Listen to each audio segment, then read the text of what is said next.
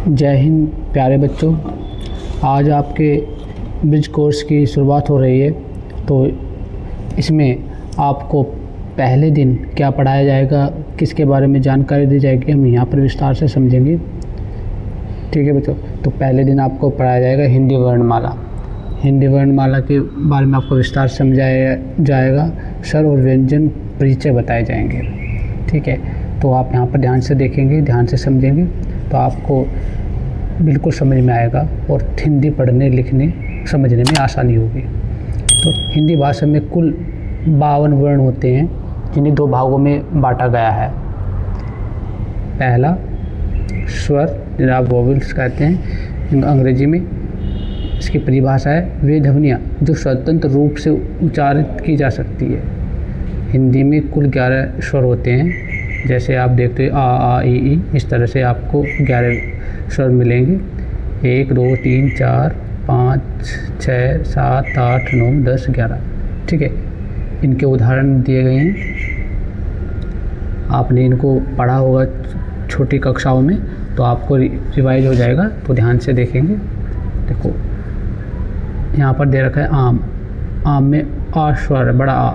ठीक है, इमली, यहाँ पर इमली शब्द दिया हुआ है, तो इमली में छोटी ई स्वर को प्रयोग किया गया है। अब आता है व्यंजन।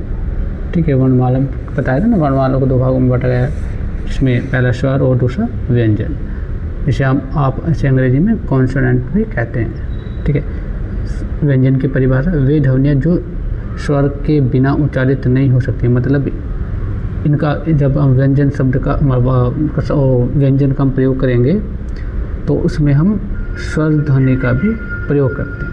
जैसे हिंदी में 33 व्यंजन होते हैं, तो ये का, खा, घा, इस तरह से। ठीक है, तो ये टोटल 33 होते हैं स्वर को हटाकर।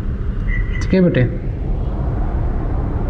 यहाँ पर आपको पूरे व्यंजन दिए गए हैं, तो आप यहाँ पर देख सकते हैं उनका उदाहरण में प्रयोग। उदाहरण देखो, कमल। कमल में का, मा और ला व्यंजन है। ठीक है, तो घर में घा और रा व्यंजन है। ठीक है बेटे, आगे देखेंगे स्वर एवं व्यंजन के भेद। स्वर के भेद, स्वर को उनके उच्चारण और ध्वनि के लंबाई के आधार पर वर्गीकृत किया जाता है।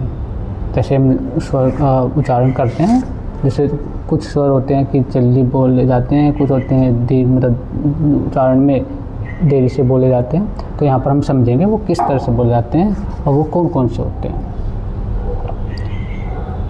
उन्हें क्या कहते हैं। और इसमें ह्रस्व स्वर है, शॉर्ट वोवेल्स, जिनका उच्चारण कम समय लगता है, मतलब जिनका उच्चारण करने में कम समय लगता है, जैसे आ, ई, उ।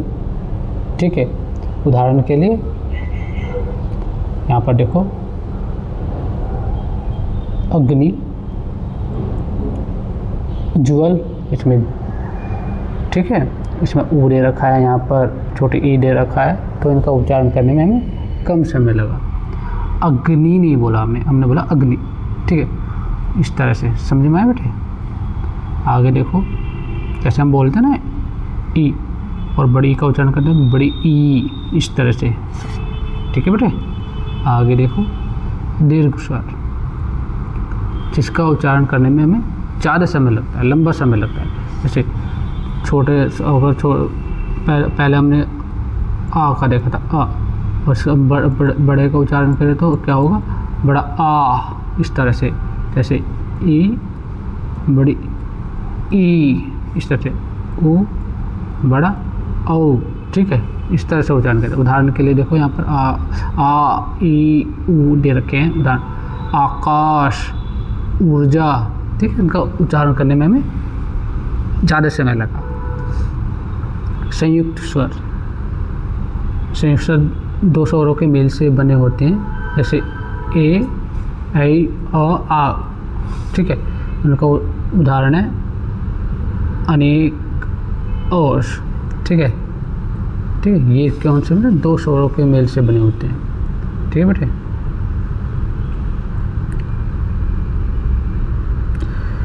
व्यंजन के भेद, व्यंजनों को उनके उच्चारण स्थान और ध्वनि के आधार पर वर्गीकृत किया जाता है। वर्गीकृत मतलब बांटा जाता है। मतलब कैसे बांटा जाता है देखो, जैसे हम उनका उच्चारण करते हैं ध्वनि के आधार पर, ठीक है। स्पर्श व्यंजन, स्पर्श व्यंजन के उच्चारण के समय मुख के किसी भाग से स्पर्श होते हैं, जैसे क, ये कार कंठ से, प ओष्ठ से, ठीक है बेटे। इस तरह से जो उच्चारण हो रहा है ना, इनका हमें हमारे मुख का प्रयोग हो रहा है। और जो टाय या टा मूर्धान से उच्चारित होता है। तो आप इन्हें 5 वर्गों में बांटा जाता है, व्यंजन के भेदों को टोटल 5 वर्गों में, ठीक है बेटे।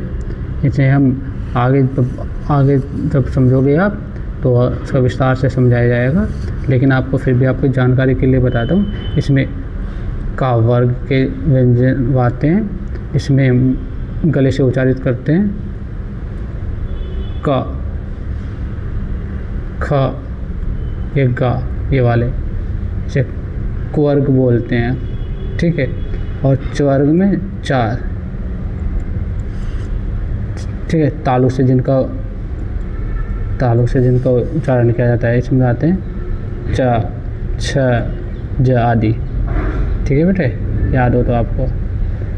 और फिर टा आ गया, टा से ट्वर्ग बोलते हैं। ट्वर्ग में क्या होगा, मूर्धान से उनका उच्चारण होगा, ठीक है। इसमें टा, ठा, ढा, ढा, इस तरह से ऐसे ही। फिर आते ता वर्ग के जो होंगे इनका उच्चारण दंत से होगा, ठीक है, दंत से उच्चारण होगा। जैसे ता, था, दा, धा, जब वो उच्चारण करें तो दंत से कर रहे हैं, दांत में हमारी जीभ टच हो रही है। ता, था, धा, आप उच्चारण करके देखो, पता चल जाएगा। पा से, पा वर्ग में इनका हम ओष्ठ से करते हैं, देखो हमारे दोनों होठ मिल जाएंगे इनको उच्चारण करते हैं, पा, फा, बा आदि। तो इस तरह से आपको समझाने के लिए बताया गया है, आपको समझ में आ गया। तो यहाँ पर स्पर्श व्यंजन उच्चारण के समय मुख के किसी भाग से स्पर्श होते हैं, जैसे कलश, श, क, ल, पवन, ठीक है। आगे देखो अंतस्थ व्यंजन, ये अंतस्थ व्यंजन होंगे, उच्चारण के दौरान जीवा का कंपन होता है, या, र, ल, व, ठीक है। इन्हें अंतस्थ व्यंजन कहते हैं, ठीक है। यात्रा, ठीक है, लहर,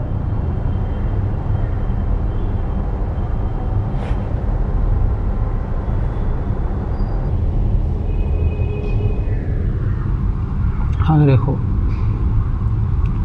ऊष्म व्यंजन, जिनमें घर्षण होता है, जैसे श, श, श, ह, तो इन्हें ऊष्म व्यंजन कहते हैं। घर्षण के साथ आवाज ध्वनि निकलती है, श, श, ठीक। उच्चारण में हवा, शिक्षा, ठीक है बेटे। आगे देखो मात्रा ज्ञान, मात्रा का ज्ञान क्या होता है, हिंदी में मात्राएं स्वरों के विस्तार को दर्शाने के लिए प्रयोग की जाती हैं, ठीक है। जैसे स्वर कौन सी मात्रा होते हैं, मात्राओं का ज्ञान होना चाहिए बेटे। जब मात्राओं के ज्ञान के बिना हम हिंदी को पढ़ लिख नहीं सकते। तो हिंदी में मात्राएं जो होती हैं स्वरों के विस्तार को दर्शाने के लिए प्रयोग की जाती हैं। तो हम डायरेक्ट किस तरह से प्रयोग करेंगे, जैसे आ की मात्रा का हम प्रयोग करेंगे, ठीक है। तो इसमें कोई मात्रा नहीं होती, छोटे आ जो आ है इसमें कोई मात्रा नहीं होती। इसमें न, म, का जो होता है शब्द ऐसे लिखा जाता है इसमें, ठीक है बेटा। इसमें उच्चारण हो रहा है, ठीक है बेटे। जो इसमें ना का हम प्रयोग करें तो ठीक है, ध्यान से देखो, ना और आ, ये मिलकर होगा ना। तो व्यंजन और स्वर के मेल से इसका उच्चारण किया जाता है, जो आपको पहले भी बताया गया है, ठीक है बेटे। आगे देखो आ, आ की मात्रा, बड़े आ की मात्रा, इसमें राम, जैसे राम, बड़े आ की मात्रा का प्रयोग हो रहा है। ई में छोटी ई, इसी मात्रा है तो पिता, तो छोटी ई का प्रयोग हो रहा है रहा। ठीक है बेटे। ऐसे ही बड़ी ई में क्या हो रहा है, तो बड़ी ई का उच्चारण हो रहा है इसमें। तो जैसे सीता, तो बड़ी ई के बड़ी ई, ठीक है। और ऊ, छोटा ऊ, जैसे गुलाब, तो इसमें छोटा ऊ का उच्चारण हो रहा है। आगे देखो बड़ा ऊ, ये बड़ा ऊ है तो इसमें पूरब, तो इसमें बड़े ऊ का उच्चारण हो रहा है। ठीक है बेटे, तो बड़े ऊ का उच्चारण। आगे देखो ए, ऐसे ए आओ है, आओ, ठीक है। ऐसे जैसे बेटक, कोयल, जैसे इसमें ए का बड़े ओ का उच्चारण हो रहा है। ठीक है, आओ का उच्चारण हो रहा है, ठीक है। बड़ा आओ का उच्चारण हो रहा है, बौद्ध। तो इस तरह से आप इनका प्रयोग करते हुए चलेंगे। इस तरह से इनका प्रयोग करते हैं मात्राओं का। वर्ण के प्रकार, वर्ण के कितने प्रकार थे? वर्ण, स्वर वर्ण, स्वतंत्र रूप से उच्चारित होने वालों को स्वर कहते हैं। इसमें आपको ऊपर बताया गया था व्यंजन। व्यंजन में स्वर की सहायता से इनका उच्चारण किया जाता है। ठीक है, का, खा, घा, घा। संयुक्त अक्षर, संयुक्त अक्षर में जब दो या दो से अधिक वर्ण मिलकर एक ध्वनि बनाते हैं उन्हें संयुक्त अक्षर कहते हैं। श, त्र, ज्ञ। ठीक है, देखो बच्चों हम किस तरह से छ लिखते हैं। ठीक है, क्षत्रिय, ये बनता है का प्लस शा के योग से। ठीक है, ऐसे त्र, ये किससे बनता है? ता प्लस रा के संयोग से। ऐसे ज्ञा, तो ज्ञा बनेगा, ज्ञा से ज्ञानी वाला, तो ज्ञा बनेगा जा प्लस ना के योग से। ठीक है, इनके योग से बनेगा। आगे देखो, निष्कर्ष के तौर पर हिंदी वर्णमाला में स्वर और व्यंजन का महत्वपूर्ण स्थान होता है। मात्रा ज्ञान और वर्णों के विभिन्न प्रकारों को समझकर हम हिंदी भाषा को बेहतर तरीके से लिख बोल सकते हैं, समझ सकते हैं। बिना इनके ज्ञान के हम हिंदी भाषा को नहीं समझ सकते, नहीं बोल सकते और नहीं लिख सकते। ठीक है बड़े, तो इसका बहुत हमारे जीवन में महत्वपूर्ण योगदान है। अब आगे देखो, जो आपके पहले दिन आपको जो बताया जाएगा, दिया जाएगा, वो आपको किस तरह से मात्राओं का ज्ञान है उसे समझना है। तो इस तरह से देखो, आपका यहाँ पर ये एक्टिविटी कार्यपत्रक मिलेगा आपको, तो आपको उनके उत्तर लिखने हैं। पहले का देखो, निम्नलिखित प्रश्नों के उत्तर सही शब्द चुनकर दीजिए। भाषा की सबसे छोटी इकाई कौन सी होती है? तो आपको बताया गया था भाषा की सबसे छोटी इकाई ध्वनि होती है। ठीक है बेटे, भाषा की सबसे छोटी इकाई ध्वनि होती है। और दूसरा देखो, मानव मुख से उच्चारित प्रत्येक ध्वनि के लिखित रूप को कहते हैं, क्या कहते हैं? वर्ण। ठीक है, इसमें दूसरा वर्ण। आगे देखो, वर्णों के समूह को क्या कहते हैं? वर्णों के समूह को वर्णमाला कहते हैं, वर्णमाला।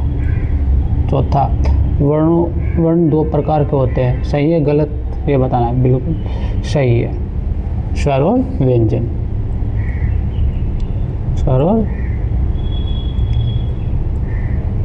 व्यंजन। ठीक है, आगे देखो, जिन वर्णों के उच्चारण से हवा मुख से अलग अलग हिस्से से टकराकर बाहर आती है और जिनके उच्चारण में स्वरों की सहायता लेनी पड़ती है उन्हें क्या कहते हैं? व्यंजन। क्या बोलेंगे? व्यंजन। ठीक है, आगे देखो, व्यंजनों को कितने वर्गों में बांटा गया है? व्यंजनों को 5 वर्गों में बांटा गया है। कौन कौन से हैं? मैंने आपको बताया था, क्वर्ग, च्वर्ग, ट्वर्ग, त्वर्ग और पर्ग। इस तरह से हम 5 भागों में बांटा जाता है व्यंजनों। ध्वनियों के उच्चारण के समय हवा नाक और मुख दोनों से निकलती है, उन्हें क्या कहते हैं? अनुनासिक। ठीक है, क्या बोलते हैं उनको? अनुनासिक। आगे देखो, 2 भिन्न व्यंजनों के परस्पर संयोग से कौन सा व्यंजन कहलाते हैं? संयुक्त। कौन से बेटा? संयुक्त। आगे देखो, संयुक्त अक्षर वाले 5 शब्द। आपको संयुक्त अक्षर वाले 5 शब्द अभी जो आपको बताया था 3, देखो पहला देख लो, क्षत्रिय, दूसरा ज्ञान, तीसरा पत्र, चौथा दृष्टि, 5वां संपत्ति। ठीक है, आगे देखो, री का प्रयोग करते हुए 5 शब्द बनाने हैं आपको।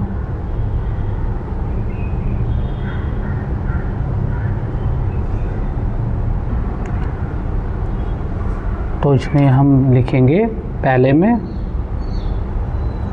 ऋषि, ठीक है, दूसरे में ऋतु, तीसरे में ऋण,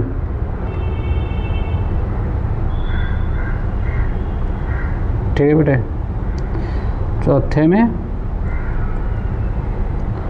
ऋजु, ऋजु का मतलब होता है सरल, ठीक है, और 5वें में ऋषभ,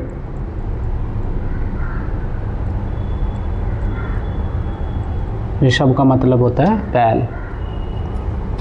ठीक है, तो आपको समझ में आ गया होगा ये। आगे देखो, ये आपकी वर्कशीट कंप्लीट हो गई।